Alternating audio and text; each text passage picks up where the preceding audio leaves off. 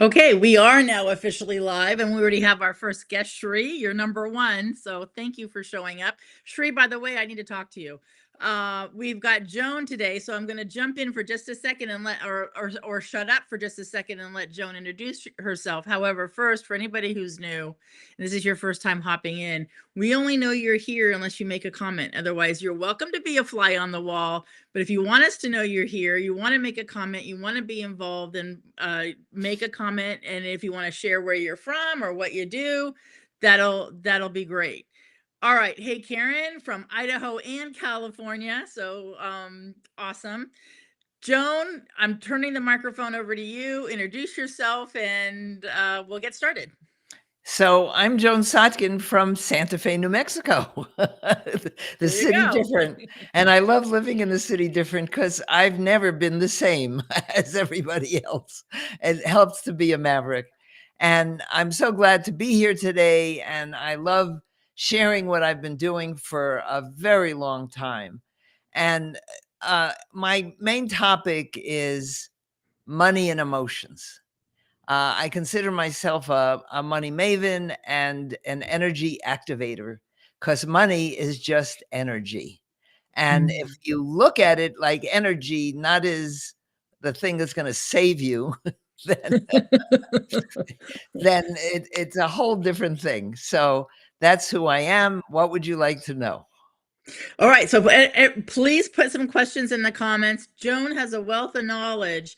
And let's give them a little sneak peek, because one of the things some of us, right, we kind of bury our feelings. We don't really dive into our feelings. However, there is a lot of feelings around money. So educate us, or okay, or no, let's keep going in that direction. Educate us, but you also have one phenomenal story, so I want you to share a little bit about you too. However, you take those two questions or comments and run with it. Okay. Well, first of all, I've been around a long time. I'm 83 years old and very proud of it because I'm not only alive, only 4% of the world population is over 80. And I'm still working, and I walk 2 miles a day, and I haven't had sugar in 50 years. That's my claim. Okay, that blows me away. That needs to go in the Guinness World of Record, I think. Yes. A doctor said to me, the very ahead of his time doctor said to me that if I stopped eating sugar, I wouldn't be depressed anymore. And I had been a suicidal depressive for 15 years. So I gave it up. And I lived in Los Angeles. I've worked in Hollywood. And one of the things I learned in Hollywood is that just because you're famous or rich doesn't make you happy. So Hence, you now live in Santa Fe, New Mexico. Right, where many people aren't very rich, although we have our rich contingent. And so I began to see fairly early on that money wasn't going to fix it. I had 2 millionaire brothers. I couldn't rub 2 pennies together. And I wondered why. I had been interested in metaphysics from the time I was in my early 20s. And I had come to believe we create our own reality. I wanted to know how. And so that was the question that I asked. Why is it that one person can make so much money and another person struggles and struggles and struggles and struggles? And so bottom line is I have discovered, or I see, that it's not about the money. It's about who you are and how you interact with the world. And when you see money as energy and not this thing that's so important, and realize that money, whatever money you have, however you deal with money, is just an extension of you. It's not like money it has energy of its own. It's the energy that you give it, and that's an extension of you. So for me, the path to becoming more comfortable with money, I'm not going to say for getting rich, because sometimes you're led through life stories where you're not rich, but you're learning how to be okay with yourself and everything that's going on. And so I've learned to just be okay with whatever's happening and to be accepting rather than always on that treadmill. I got to work harder. I got to do this. I got to do that. to me, the dirty words that you have to wash your mouth out with soap are should, ought, and must. Yep. And if you think there's stuff you must do, you're not in business for yourself. 'Cause Exactly. I'll go back to the corporate world. if you're in business for yourself, then you can do whatever you damn please. So what are you deciding to do? And the fact is that whatever's happening in your life is a result of the decisions you've made. The Right. problem is those elements that go into your decisions were determined sometimes by the time you were 7, because your thoughts, your beliefs, your emotions are developed very early in life. You inherit your emotions. This is a whole nother topic from your family, from your ethnic group. It's you can't just say, I'm here in this birth, in this lifetime, and there's nothing else connected to me. We live in a time where everybody feels so disconnected and they feel alone and depressed. And the fact is, we are all connected. I mean, Tanya and I met, and immediately there was a connection, right? I mean, we Right. just and that's how I am with most people I talk to. If they're open to connecting, you're very good at selling what you do, because you know how to connect to people. You get yourself out of the way, and you're Right. able to connect to the other person. And that's all anybody really wants, is to feel like they belong. And you Correct. can't feel that you belong unless you feel connected. And my favorite topic vis-a-vis money is emotions and money. What are the emotions that people typically have when they're dealing with emotions? So let me ask you all a question. When Okay. you look at your bank balance, what do you feel? Do you feel, "Oh, this is so wonderful. Look at my bank balance." Or are you going, "Oh, shoot," or whatever it is you say? Um, this person has more than I do. I should be doing better at this point in my life. Yeah. I never seem to have enough. Why can't I make this happen? I try so hard and I don't make the money that I want. Your Okay, so money. someone needs to answer in there, but I'll answer first and see if anybody else goes in and answers. So when I look at my bank balances, I feel proud because I did. But you've been doing this work for a long time. You've been So I'm cheating. developing, you know, right. But after I'm a, you feel proud, okay. yeah, I was gonna. Yes, Yeah, yes, you feel proud.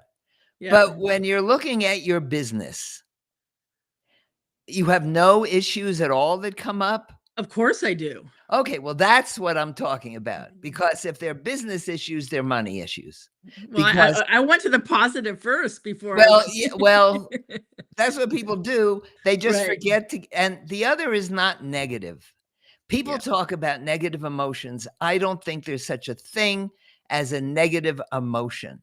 There Right. are Right. emotions that are comfortable and uncomfortable. But Right. when you call it a negative emotion, it's as if I shouldn't have that emotion. Correct. Oh, When in yes, I fact, stand every single corrected because I emotion believe that is too. That is yes. okay. So what are the main emotions that people act out through their money?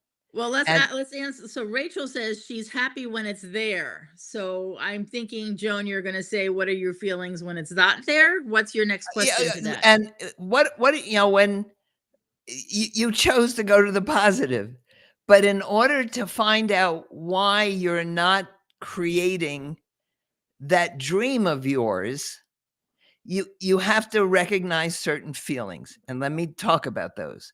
In my Okay. book, Build Your Money Muscles, which I wrote almost 20 years ago, I talk about the 5 main feelings that people act out through their money, which include aloneness, or feelings of abandonment. Those go together. And I'll get to a little bit about each of these. So there's aloneness, shame. If you feel shame about your money, about yourself, it all goes together, because your money's not separate from you. Your money is an extension of you. So we have uh, aloneness, shame, deprivation, anger, and a sense of being trapped.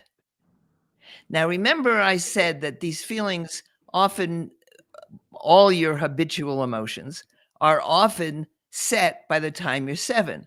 So you're 2 in a family with at least 2 other people or just one other person, but you feel trapped because whoever you are at age 2, it's very difficult to explain yourself to the grown-ups because they're expecting you to be mini you, mini them, mini me, it's like, and you're not. And so you start trying to tell them who you are and what you see.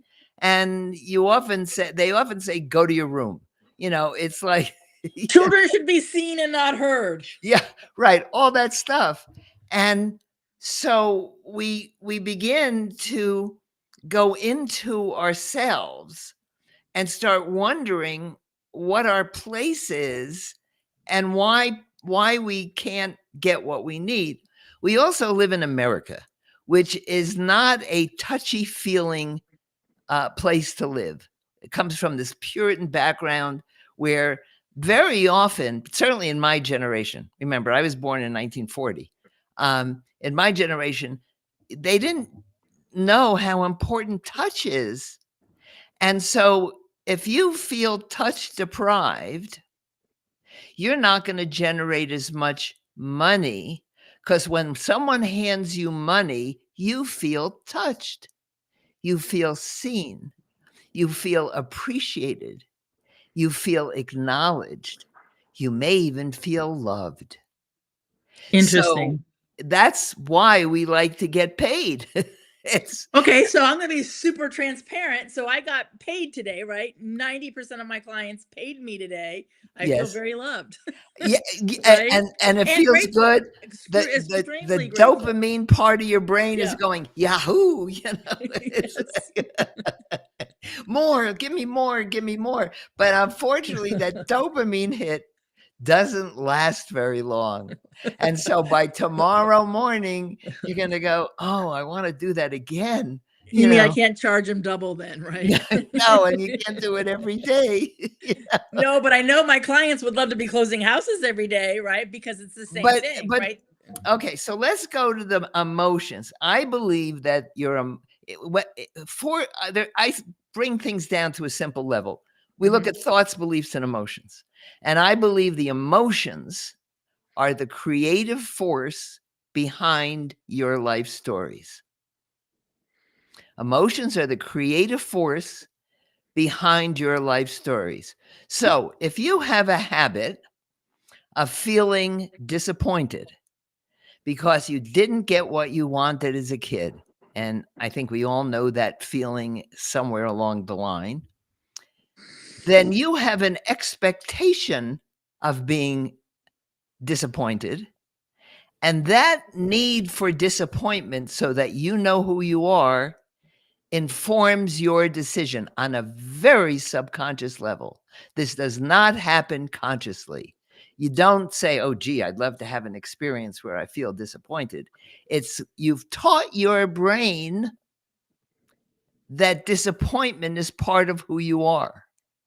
And your subconscious is trying to help you be who you think you are. Does that make Okay. sense? It Okay. makes sense. Yeah. So how Okay. do we get out of that? Okay, we don't jump right to the solution. You have to give me a Oh my couple of gosh. minutes. Yes, I do. My clients that are on this call are going to go, yes, We Tanya, have yes. another 20 minutes to get there, okay? Okay. I'll take a breath. You're such a typical entrepreneur, "Come on, this is what I I want want. it yesterday, I want it Joan. today. How do I get there?" Okay. Okay. If you look and the therapy that we have in our country blames parents for everything. Eh, your parents didn't know any more than their parents or their parents, it's just a different setting. And so you have to look at what are my feelings. So let's say you're very happy today. I guarantee in 2 days, you're going to be wondering what you have to do to make that happen again.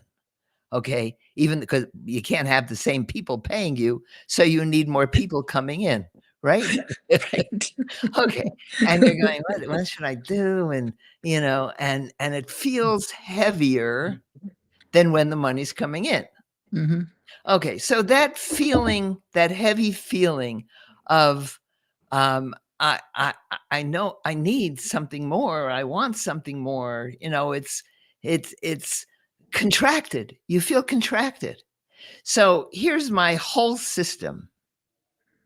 Remember, it's your brain that's running the show.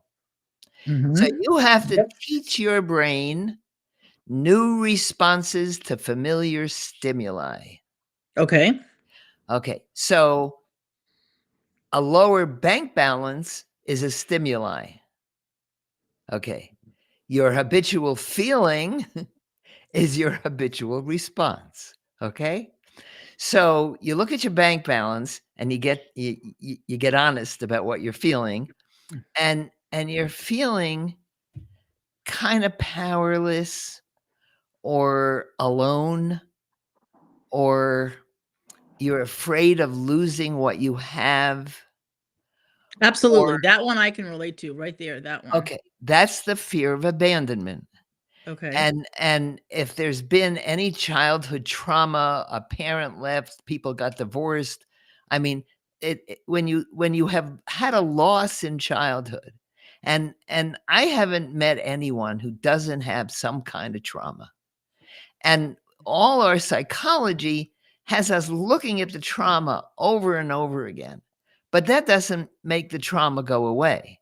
No. So the idea, here's what I have found works, because I'm in that same, I mean, I had my share of trauma. Even though I had very caring parents, they didn't know how to touch me, and when you're a little baby and no one knows how to touch you, that's a problem. But also my father, his philosophy is Sotkins don't feel. And I wondered why I was crying all the time. It's like there was something going on, right?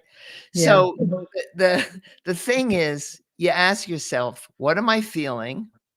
And if you don't have a big feeling vocabulary, then you ask yourself whether you feel contracted or expanded. Yes.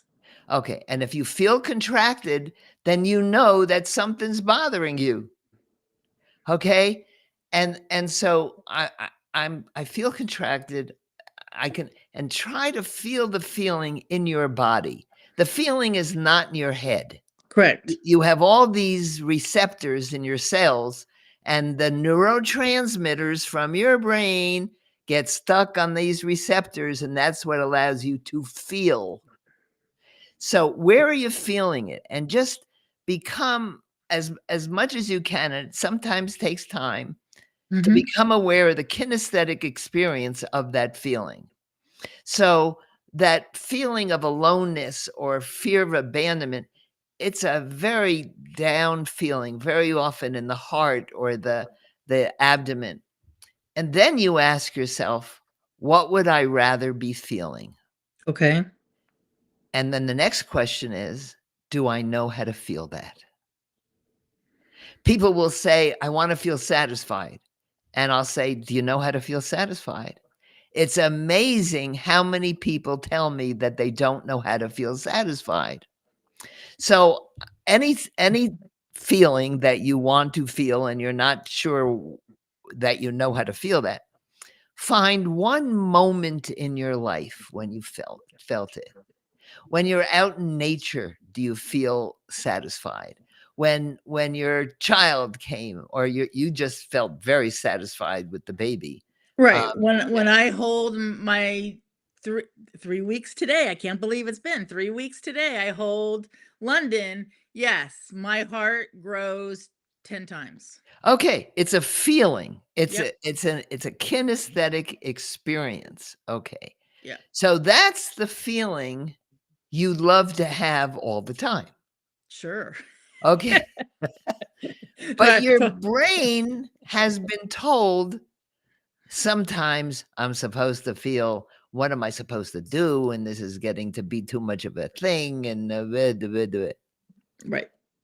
so once you recognize the old feeling, which is disappointment, because we're working with disappointment, you take a deep breath, and then you remember that time when you were holding the baby, And so your subconscious doesn't care what's actually going on. It just knows what you're telling it. So you tell it at least 2 or 3 times a day, "This is what I wanna feel like." Okay. And it starts building a new neural pathway through your brain Yep. until it becomes the habit. Yes. So you're not changing anything vis-a-vis your money. You're creating new responses to familiar stimuli. So when someone looks at you like this and you think they're scolding you, that's the kid going, "Daddy doesn't like me," you know, which is a story you're making up. You Right. know, right? So you take a deep breath and you say, "What would I rather be feeling? I'd rather be feeling touched or accepted." And I've had to work very hard on learning how to feel touched and loved. My parents were very good at taking care of me, but I didn't they the only time I heard the word love was, "We only do this because we love you." And I know that was true. It was Yeah. but, if that's what you're gonna do because you love me, don't bother. It's like, don't bother. And, so once you start doing this, not only do you change your response, what's happening in your life starts changing. Okay. And the thing is, people want to feel loved, accepted, acknowledged, and appreciated, but you have to learn how to do that for yourself. Yourself. Yep. Yes, We if you don't say to yourself at least once a day, "Good job," Mhm. then you're not treating yourself well. And so now let's look at the money Okay, so piece. I'm gonna interrupt for 1 second. Hold your thought. Everybody here, stop and high five yourself. I've had amazing coach calls today, but I haven't stopped yet to recognize it. So next 10 Okay, seconds. my favorite thing to do was to say out loud, "Joni's a good girl and can have whatever she wants," and I would clap because I love applause. And so I would clap and say out loud, "Joni's a good girl and can have whatever she wants." Okay, And everybody shout it out right now. Let's go. yeah, Yeah. okay, and you'd be amazed at what this can do for you in a short period of time, but you have to be committed to treating yourself better. Okay, because the bottom line is treat yourself like someone you love. Right. And It I want to again, I'm going to interrupt because it's so powerful. You say such powerful sentences and I need you to period it so we can breathe it because yes, we need to feel worthy and capable and love ourselves and so many of us forget to do that. Like you said, we need to stop every day and acknowledge ourselves. And I haven't done that today yet. Other than yes, I just did it 2 minutes ago. So you have awesome nuggets. I want everybody to stop and feel them. I started doing that when I by when I made the bed in the morning. I don't like making the bed. I don't like doing the dishes, but I would say, good job, Joan. Good job." Your brain doesn't care what the details are, Yeah. but the important thing is that you also give your money what it needs. What money likes more than anything else is to be counted. "Oh, Mm, she's counting me. I think I'll tell my friends." And if nice. and if you're not keeping decent financial records and you're in business for yourself, and every one of you are, then Mhm. you're not giving your money what it needs. Why should it give you what you need?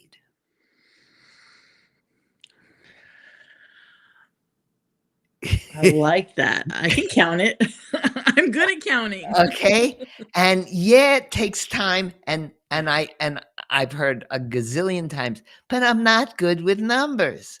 Well, Yeah. get good with numbers. Start doing, mathematical sequences, where you practice with numbers. When you see the time on the clock, add up the numbers in the time. 525 is 12. And so that you get to the point where your brain can instantly do the math. You Yeah. don't have to be good at math when we think of Well, we got calculus. calculators, right? We No, can still count. no, but simple math is really important to have. When let's say you brought in $2,000 today. I'm just picking a a number out of the hat. Okay, and you want to make $100,000 a year. How many days of $2,000 do you have to have in order to make $100,000? You need to be able to figure that out fairly quickly Yeah. without having to because when you're going to sleep at night and you think you don't have enough money, you need to be able to count your money while you're on your way to sleep and you don't have a calculator. It's like, Yeah. and and and one of the feelings that needs to be developed is I am enough. Sure. Because when Absolutely. you're enough, then whatever's happening in your life is enough. Yeah. And so I think in this little bit of time, I've covered the basics. Not all the basics, but if your interest is piqued, I wrote a book quite a long time ago. It's almost 20 years.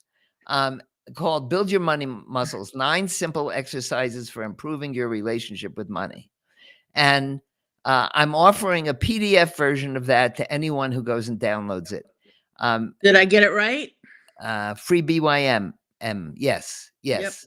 Okay, here we And go. Tanya has put the link in the whatever you call it in the scroll. The scroll because I can't comment in the comments. Once you and I go live, I don't have access to comment. However, I will after this is over go back to the recording and I'll put it in the recording in the comments. So that's why Okay, we great. scroll. Yeah, Yeah. yeah. Okay, and it's not a thick book. You don't have to read it one page at a time. Just read the introductions to every chapter, and then it's filled with activities, things to do. If you can do those things with a friend, I call it a prosperity buddy, then do that because the less alone you feel, the wealthier you'll become. And Yes. because someone asked Warren Buffett how he measured wealth. And he said, I know a lot of people who have a lot of money, but they don't have a whole lot of love in their life. And that's Mm, how he measures wealth is how much love do you have in your life? I love that. Yeah. Any before we hang up, any questions? It says, well, Susan has one, Tanya and Joan. I'm trying to screenshot the scroll, but I'm not sure it's working. Joan, Susan, I will come back. It takes about 5 minutes for this to go to Facebook, LinkedIn, and YouTube, and I will go to the comments and put the link in there. But let me try it one more time, Susan. Hold on. If you go to prosperityplace.com/free BYMM, that's prosperityplace.com/free BYMM. Chapter 3, which is exercise 3, really outlines the whole emotional piece and has lots of things about the 5 basic emotions. Also, my podcast, which is on Prosperity Place, has a lot of episodes. I did 588 episodes, and there are a lot of episodes where I did the about emotions. And just in the future, we're putting together a membership site Yep. where we'll be able to talk about this stuff. I love doing groups. I love talking to groups. I like being with groups. And I'm also going to be doing this live thing that I've Tanya's mentoring me on how to do this. Yes, I hooked her up with Chris and Hennessy and everything. So Yes, yes, we are coaching each other. yes, and the podcast was so easy because I didn't have to worry about any visuals or any fancy stuff, but I like the fancy stuff and I want to learn how to Yeah. play with it. Yeah. So, and you can always email me at joan@prosperityplace.com and I love to answer questions. Yes, if you have any questions, I'm not gonna shut us off right away. So please put any comments or questions there in the comments. Also, for those of you who, not everyone here is a client, but for those of you who are clients, don't quote me. I will get the invitations out by this weekend, but Joan has been very gracious and has offered another workshop for the folks I coach, and that's coming up. I want to say June 4th, but again, my calendar's not in front of me, so I don't want to do it by I think memory. that's what it was, yes. Yeah. Yeah. So we have another workshop coming up as well. So we're eating up your wealth of And knowledge. so, if you download the book, then you'll be on my mailing list and you can find out what's next. Okay, awesome. All right. Thank you, Joan, very much for coming. Thank you, everybody who's commenting and being very appreciative of Joan. And I go back, listen to the recording. If you didn't quite get the scroll, I promise I will go in there and put it in the comments so you will see them. Anything. So Rachel says, so grateful. Energy is flow. Yes. Thank you so much for letting me share this. I love to talk, and when someone gives me an opportunity to do it, I'm a happy camper. Well, right, there's performer in you, right? Absolutely. That's why I loved Hollywood. Yeah, and I knew when you came on, I could probably just leave the room and let you go, which I would be super happy with. But actually, I do much better when there's a face I'm looking at. Yeah. Yes, me too. I laugh and I joke when I used to have client parties, and when I was a real estate agent and I'd hold client parties, I was always the first to leave my parties, and that's not a joke. It's the truth. So I hide. I would stay till the end, and then they all want to go on for hours afterwards, and I'm like, peace out, everybody, going home. So yes, I suspect you're the life of the party and the last to leave. Well, I usually have the party at my house. Oh, there you go. See, that I would feel trapped. I love it when people come to me. That's why I love having a membership program and groups, and Mhm. I just I love being with people because they're every person who shows up in my life, I see as a part of me. Of all the Mm, billions of people on the planet, why have these people shown up? yeah. What is the energy that attracts us to show up? And I do very little outbound marketing, and people will call me to interact with me or to hire me as a coach. And I'll say, how did you hear about me? And they'll say, I don't know. I just found you. Or I got an email. Someone sent me an email. And I've been doing business online since 1995.